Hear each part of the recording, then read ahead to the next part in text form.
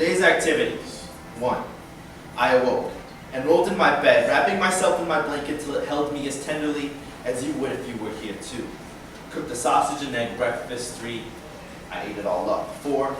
Returned to my room to do something productive. He listens to music instead. 5. Thought to write a poem about someone, not me. 6. Wished I had more time to do all the things I wanted. 7. But about someone doing something worthwhile with their life. 8. Wondered what you were doing. Same. Whatever it was, I prayed it was about me. 9. Tried to piece together properly what your smile looks like in the 5 a.m. sunlight. How your mouth is like a passion fruit when you speak. You bleed bits of you into the world I would like to taste. 10.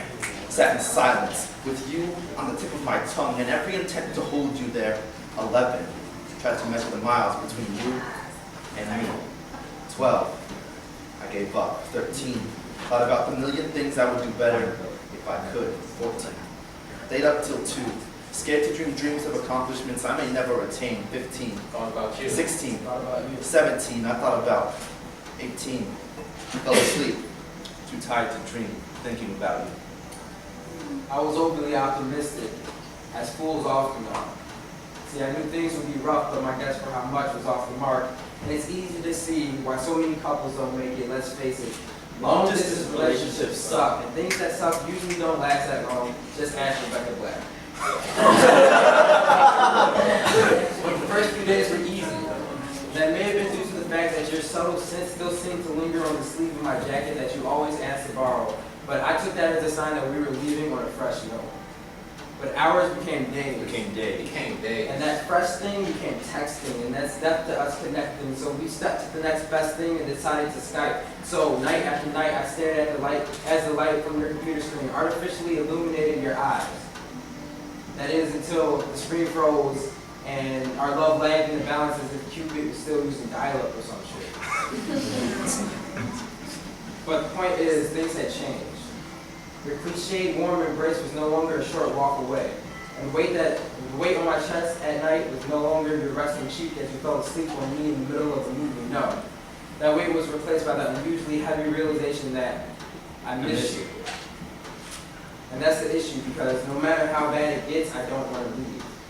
Because I know a star this bright can shine from afar. I still remember the first time we met.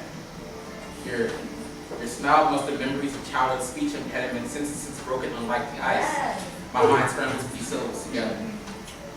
Your light was not common to my lenses. And I'm not too sure that I could capture your beauty either.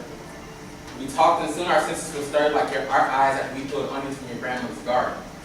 Dazed and confused, we cannonballed into the pool of desire and naive thoughts, bleaching our skin with regret. We hoped the chances of us drowning were as slim as natural disaster striking the place you called home. We backstroked into the deeper end, living in moments not meant for kids like us till we lost track of time, realizing that though we weren't ready to move on, life was. So I left you.